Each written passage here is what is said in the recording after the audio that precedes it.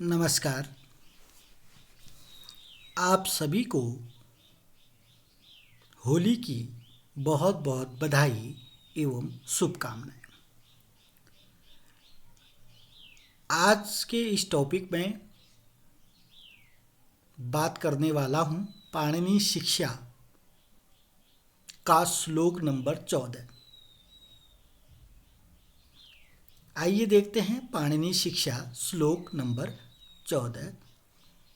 ओ भावश्च विवृत्ति च सससा रेफ एव च जिह्वामूलम् उपद्मा च गति अष्टविधो ऊष्मणाम्। गति अष्ट, आप अष्ट शब्द देख लीजिए। अष्ट अगर शब्द दिख गया तो आठ से मतलब है। अष्ट मने आठ, गति मने गतियाँ होती हैं। विधो मने प्रकार, ऊष्मणाम मने ऊष्मी जो वर्ण होते हैं, ऊष्म वर्ण। ऊष्म शब्द दिखाई देना चाहिए आपको। ये ऊष्म शब्द आपको तभी दिखाई देगा जब आपको संधियों का अच्छा ज्ञान हो पाएगा। तो ऊष्म शब्द मैं पढ़ पा रहा हूँ। ऊष्म, ऊष्मणाम मने ऊष्मी वर्ण, या जिसको हम विसर्जनीय वाले वर्ण, यानी कि विसर्ग से मतलब है। ऊस विसर्ग वाले जो वर्ण होते हैं, ऊष्मी वर्ण जो होते हैं या ऊष्म वर्ण जो होते हैं, उनकी 8 गतियां होती हैं। ओभावश्च विवृतिश्च सससारेफ एव च जिह्वामूलम् उपद्मा च गति अष्टविधो ऊष्मणाम्। तो जो चौथा चरण है गति अष्ट, 8 गतियां, ऊष्मणाम मने ऊष्मी वर्ण, ऊष्मी वर्ण की 8 गतियां होती हैं बच्चों। चौथा चरण समझ में आ गया। ऊष्मी जो वर्ण होते हैं, ऊष्मी यानी कि विसर्जनीय वर्ण जो होते हैं। विसर्ग क्या होता है पता है ना आपको? जो 2 बिंदे लगाते हैं हम उसको विसर्ग कहते हैं। जैसे यहाँ पर लगाए गए हैं 7वें नंबर में क में विसर्ग लगा रखे हैं ना, जैसे पुनः पुनः विसर्ग, जो इनकी 8 गतियाँ होती हैं। मतलब आप किसी विसर्ग को 8 प्रकार से कैसे बदल सकते हैं, आपको इस श्लोक में सीखने को मिलेगा। चौथे चरण में आपको पता चल जा रहा है कि गति अष्ट विधो ऊष्मणाम्। ऊष्म वर्ण, ऊष्म वर्ण को क्या कहा हमने? विसर्ग वाले वर्ण, यानी कि विसर्ग। ऊष्म वर्ण को हो या विसर्ग को हो या विसर्जनीय वाले वर्ण को, उसकी कितनी गतियां होती हैं? 8 गतियां होती हैं। अब कौन कौन सी 8 गतियां होती है देख लीजिए श्लोक में। ओ भाव नंबर 1 क्या है बच्चों? ओ भाव। अब आपको पढ़ना है, चौथे चरण को समझ लीजिए, बाकी आपको श्लोक पढ़ना है और आपको श्लोक का अर्थ समझ में आ जाएगा। ऊष्मी वर्ण जो होते हैं यानी कि विसर्ग की 8 गतियां होती हैं। नंबर 1 ओ भाव दिख रहा होगा आपको श्लोक में। नंबर 2 विवृति। नंबर 3 सौ। अब कौन सा सौ कहते हैं इसको पता है आपको? तालबी सौ। फिर से आपको मैं प्राइमरी एजुकेशन में ले जा रहा हूँ। इस सौ, पहले वाले सौ को क्या कहते हैं? तालबी सौ। तीसरा 3 हो गए। चौथा नंबर में आएगा मूर्धन्ति सौ, षटकोण मूर्धन्ति सौ। 5वें में क्या आएगा? दंती सौ। 6ठा में क्या आएगा? रेफ। 7वें में आएगा जिह्वामूल और 8वें में आएगा उपद्मानीय। उपद्मा लिखा है ना, उपद्मानीय। तो विसर्ग की 8 गतियां होती हैं। ओभाव, विवृति, सकार, सकार, सकार, रेफ, जिह्वामूल और उपद्मानीय। श्लोक का अर्थ समझ में आ गया। अब आपको ये 8 जो गतियां बताई उनको समझना है। सबसे पहले श्लोक पढ़ना सीखना चाहिए, फिर उसका अर्थ सीखना चाहिए। श्लोक पढ़ना आ चुका है, अर्थ आ चुका है। अब जब श्लोक पढ़ता आ गया, अर्थ आ गया, अब उसको समझने का प्रयास करना चाहिए। हमने बोल दिया ओ भाव, अब ओ भाव क्या है भाई? ओ भाव को समझने के लिए इधर आ जाइए। ओ भाव क्या है? हमने कहा ओ भाव, ओ भाव का मतलब ओ हो जाता है। ओ भाव विसर्ग का क्या हो जाता है? पहली कंडीशन क्या सिखाता है हमको? विसर्ग का ओ हो जाता है। दूसरी कंडीशन विसर्ग का विवृति हो जाती है। तीसरी कंडीशन विसर्ग का तालवी स्व हो जाता है। चौथी कंडीशन विसर्ग का मूर्धन्य स्व हो जाता है। पांचवी कंडीशन विसर्ग का दंत्य स्व हो जाता है। छठी कंडीशन विसर्ग का रेफ हो जाता है। सातवीं कंडीशन विसर्ग का जिह्वा मूल हो जाता है। और आठवीं कंडीशन विसर्ग का उपदमानी हो जाता है, यानी कि विसर्ग का ऐसा हो जाता है। ऊष्म या विसर्जनीय वर्णों की 8 प्रकार की गति होती है। ऊष्म या विसर्जनीय वर्ण की 8 प्रकार की गति होती है का मतलब विसर्ग की 8 प्रकार की गति होती है। नंबर 1 ओभाव, नंबर 2 विवृति, सकार, सकार, सकार, रेफ, जिह्वा मूली, मूली और उपदबानी। आइए अब देखते हैं, इतना बात समझ में आ गई तो थोड़ा बहुत आपको अब ओभाव क्या है, विवृति क्या है, सकार क्या है, षटकोण सकार क्या है, तालवी स्व, मूर्धन्य स्व, दंत्य स्व तीनों क्या है ये देख। रेफ, जिह्वा मूल, उपदबानी बहुत अच्छे से समझने का प्रयास कीजिए, बहुत इंपॉर्टेंट महत्वपूर्ण है। देखिए बच्चों, ओभाव विसर्ग का ओभाव हो जाता है का मतलब है विसर्ग का ओ हो जाता है। अब कहाँ पर होता है विसर्ग का ओ? यहाँ पर होता है। सो अहम, पहला शब्द पकड़ा मैंने सो अहम। अगर आप सो अहम का संधि विच्छेद करेंगे तो बच्चों क्या होगा? क्या होगा? लिखिए, कॉपी पेन पकड़िए, रफ कॉपी, सो अहम का संधि विच्छेद करिएगा आप। सो अहम का अगर आपने संधि विच्छेद कर लिया तो हम कर रहे हैं, आप उत्तर की जांच कर लेना। सह, सह के बाद क्या आ जाएगा? धन, अहम, ठीक है ना? इतना हो जाएगा ना बच्चों। सो अहम का अगर हम संधि विच्छेद करेंगे तो क्या आ जाएगा? सह धन अहम होगा। ठीक हो गया। अब हमने ओ भाव विसर्ग का क्या बना दिया? ओ बना दिया। ये होता है ओ भाव हो जाना। अब सहधन अहम को आप देखेंगे तो हमने जब इसको मिलान किया, मेल किया, संधि किया तो हमने विसर्ग का क्या बना दिया? ओ बना दिया। सो अहम हो गया। विसर्ग का ओ हो जाना, ओ भाव का मतलब है विसर्ग का ओ हो जाना। जैसे सो अहम, सो अहम में कैसे विसर्ग का ओ हुआ, आप समझ गए होंगे। नहीं समझे वीडियो को पॉज करिए, पहले समझिएगा। फिर से समझाता हूं। ओभाव यानी कि विसर्ग का, ओभाव का मतलब है विसर्ग का ओ हो जाना। बस ओ, आ ई उ ए आई ओ हो जाना, ओनली ओ हो जाना। तो सो अहम, अब ओ कैसे हुआ? उदाहरण तो मैंने दिया सो अहम, इसका संधि विच्छेद करेंगे सहधन अहम। लिखा ना मैंने सहम, सहधन अहम। जिसको नहीं आता है वो सीख लीजिएगा, मैं संधि विच्छेद नहीं सिखा रहा, ये तुम्हें पहले से आना चाहिए। सहधन अहम, तो विसर्ग का मैंने ओ बना दिया, सो हो गया, अहम, अहम को इस तरीके से लिख दिया अवगुरव में। ठीक है, अब मैं इस पर बात नहीं करूँ। सेम कंडीशन मनोहर में है। अब मनोहर की संधि विच्छेद मैं लिखूंगा भी नहीं, आप लिखिए मनोहर की संधि विच्छेद। क्या होगा बच्चों? मनः धन हर, ऐसे ही होगा ना। मनोहर का संधि विच्छेद करिएगा। सो अहम को मैंने बता दिया विसर्ग का ओ हो गया, वैसे ही मनोहर में भी विसर्ग का ओ होता है। आपने अगर कर भी लिया तो कमेंट बॉक्स में लिखिएगा मनोहर का संधि विच्छेद और कैसे ओ हुआ, विसर्ग का ओ हुआ वो भी बता दीजिएगा। पहला कंडीशन। अब विवृत्ति को देखता हूं मैंने ओभाव का 2 एग्जाम्पल दे दिए, अब विवृत्ति का एग्जाम्पल। विवृत्ति के अंतर्गत क्या होता है बच्चों, सभी में संधि विच्छेद सीखने हैं आपको, तब समझ में आएगा।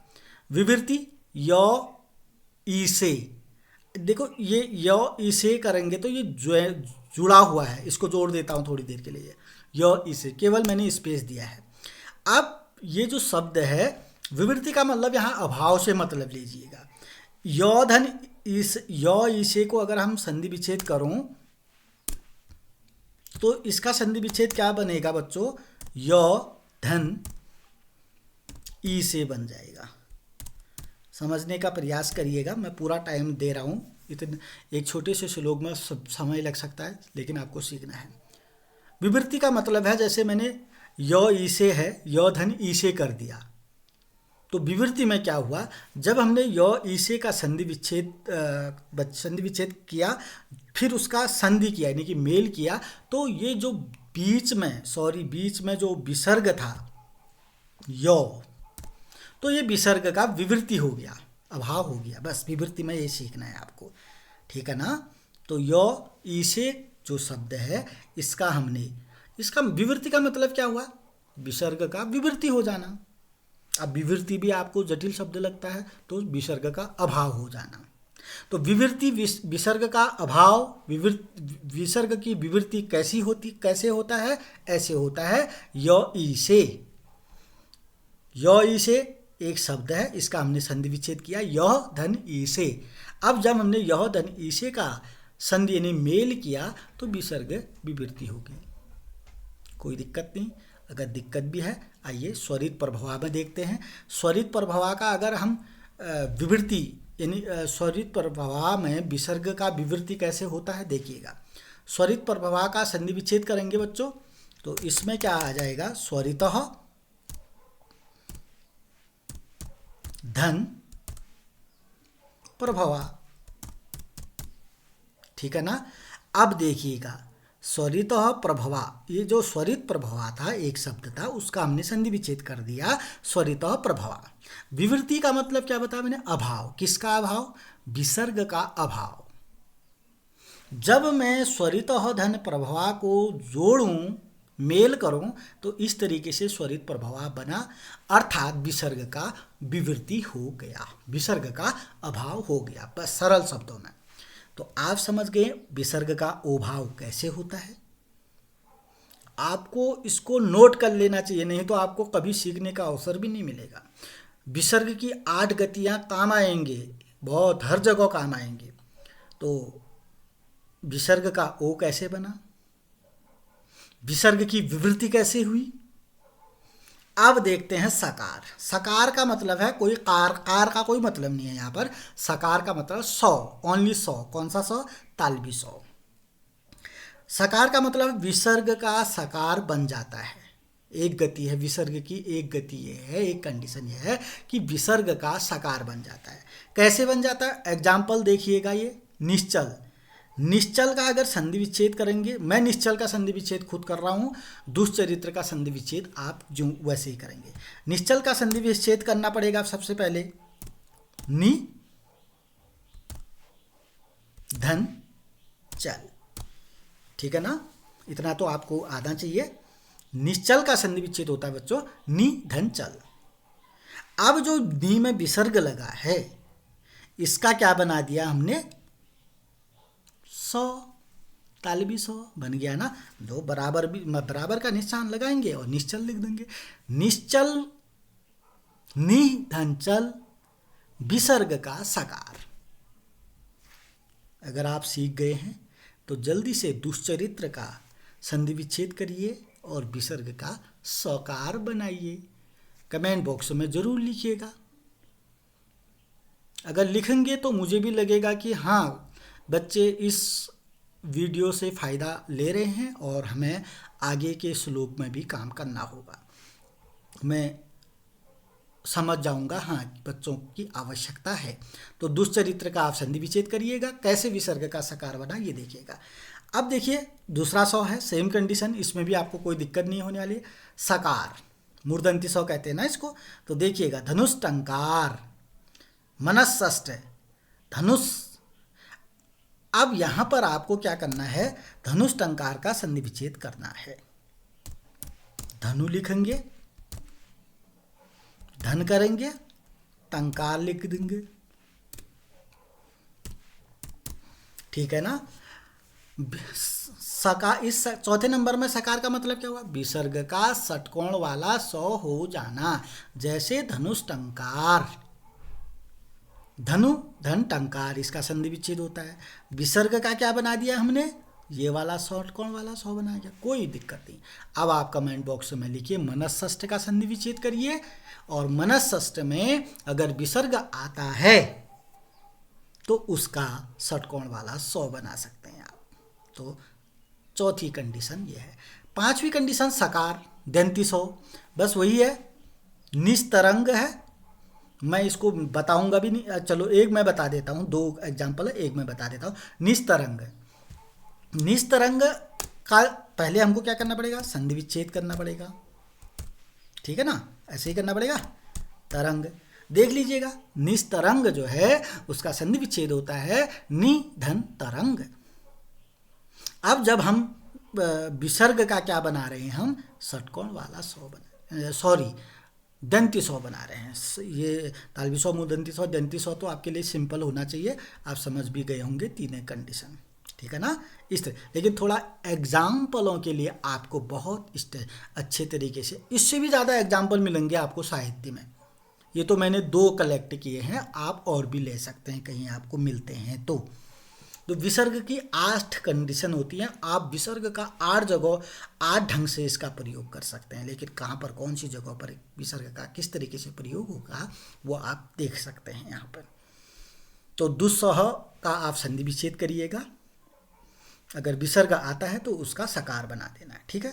तालवी सौ, मूर्धन्य सौ, दंती सौ तो आपको समझ में आ गए बच्चों, ओ भी समझ में आ गया, विवृत्ति भी समझ में आ गया। अब देखते हैं रेफ। अब ये रेफ देख के, रेफ तो आपने किसी ने पहली बार सुना होगा।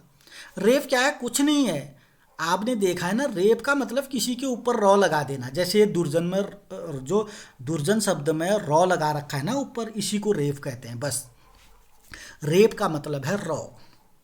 लेकिन कौन सा रॉ? जो ऊपर रेफ रॉ लगता है ना, उस रॉ की बात करेंगे हम। ठीक है ना।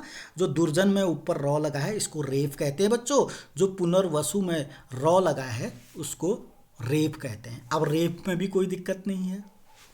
अब जब रेफ हो जाता है, किसका रेफ हो जाता है? विसर्ग का रॉ हो जाता है, विसर्ग का रेफ हो जाता है, विसर्ग का रॉ हो जाता है। जैसे दुर्जन, आराम से बता रहा हूँ बच्चों, में टाइम अपने आप लगेगा क्योंकि बार बार एक ही श्लोक पर काम नहीं हो सकता। अब दुर्जन का संधि विच्छेद करेंगे, सभी में विसर्ग आएगा, तभी तो हम विसर्ग का रेफ हो जाता है। दुर्जन का संधि विच्छेद दु धन जन। ठीक है ना, दुर्जन का संधि विच्छेद बन गया दु धन जन। हमने क्या कहा कंडीशन में? विसर्ग का रॉ हो जाता है। विसर्ग की छठी कंडीशन है, जो दू में विसर्ग है उसका क्या बना देगा? दुर्जन। लेकिन वो रॉ कहाँ पर लगेगा? जौ में लगेगा। इतना आपको थोड़ा ध्यान देना है शुद्धता के पर्पज से। ठीक है ना बच्चों। रेफ का मतलब आप समझ गए, रेफ का मतलब रॉ होता है। रॉ का मतलब ये जो ऊपर रॉ लगे है वो है। जैसे दुर्जन, दुर्जन का संधि विच्छेद करना पड़ता है, दू धन जन। जो दू में विसर्ग है उसका क्या बना दिया? रेफ बना दिया, दुर्जन हो गया।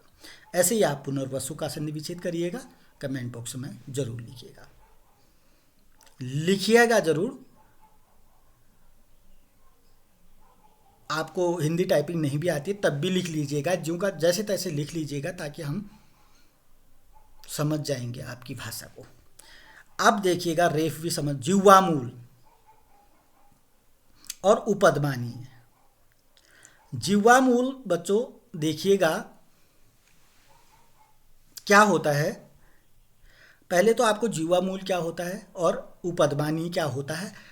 जिह्वामूल और उपदमानी का एक चिन्ह होता है बच्चों, उसको आप लिख लीजिएगा, क्योंकि मैं इस कंप्यूटर में उसको बना नहीं पा रहा हूँ, इसलिए आप जिह्वामूल उपदमानी का चिन्ह नोट कर लीजिएगा कहीं से भी, या किताब से या नेट से उसके चिन्ह को देख लीजिएगा। ठीक है, एक बात तो ये आ गई। तो अब यहाँ पर क्या करना है आपको? ज कह कह कह धन कह आएगा तो इसके बीच में आपको जिह्वा मूल का निशान लगा देना है, ठीक है ना।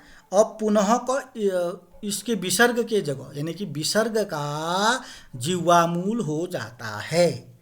कौन से विसर्ग का? ये वाले विसर्ग का, जो बीच में विसर्ग है इसका जिह्वा मूल हो जाता है। यानी कि आप विसर्ग को हटाएंगे और जिह्वा मूल का निशान लगा देंगे, ठीक है ना।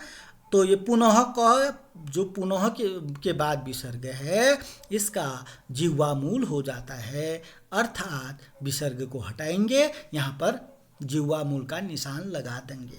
जरूर करिएगा बच्चों इसको। अंत में उपदमानी है यानी कि विसर्ग का उपदमानी हो जाता है, और यहाँ पर जो विसर्ग है इसका पुनः में जो विसर्ग है बीच में इसका उपदमानी का निशान लगा देंगे, चिन्ह बना देंगे। और जैसे कह पुनः है जो विसर्ग है इसकी जगह पर आप उपदमानी का चिन्ह लगा देंगे, चिन्ह निशान। ये अभी कर लेंगे, अभी नहीं ढूंढा तो कभी नहीं। जिह्वा मूल का निशान और उपदमानी का निशान। तो हमने पढ़ा 14वां श्लोक जो पाणिनि शिक्षा का है, ओभावश्च विवर्तिश्च ससारेफ एव च जिह्वा मूलम उपदमा च गति अष्टविधो ऊष्मणाम। ऊष्मणाम का मतलब है विसर्ग। विसर्ग की 8 गतियां होती हैं। कौन कौन सी होती है समझ में आ गया। ओभाव कैसे होता है, विवृत्ति कैसी होती है, स तालवी स वाला सकार कैसे होता है, मूर्धन्ति स वाला सकार कैसे होता है, दंति स वाला सकार कैसे होता है, रेफ कैसे होता है, जिह्वा मूल कैसे होता है, उपदमानी कैसे होता है। ये आपके लॉन्ग प्रश्न में भी काम आ सकता है और आपको संस्कृत साहित्य पढ़ने में भी काम आ सकता है। तो इसलिए आप इसका स्क्रीनशॉट या आप अपनी एक नोटबुक में अवश्य नोट कर लीजिएगा इसको। मेरे बोलने से 100% समझ में आए या ना आए, लेकिन अगर आप इसको एक बार लिख लेंगे, 2 बार पढ़ लेंगे तो आपके लिए ये पाणिनि शिक्षा का श्लोक नंबर 14 बहुत काम आने वाला है। तो आप कमेंट में जो भी मैंने प्रश्न कर रखे हैं कमेंट में जरूर लिखिएगा। मैं समझ जाऊंगा कि आपको पाणिनि शिक्षा के अन्य श्लोकों की भी आवश्यकता है। अभी के लिए इतना ही। अगली वीडियो में अगले श्लोकों के साथ आपके सम्मुख उपस्थित रहूंगा। तब तक के लिए नमस्कार, धन्यवाद।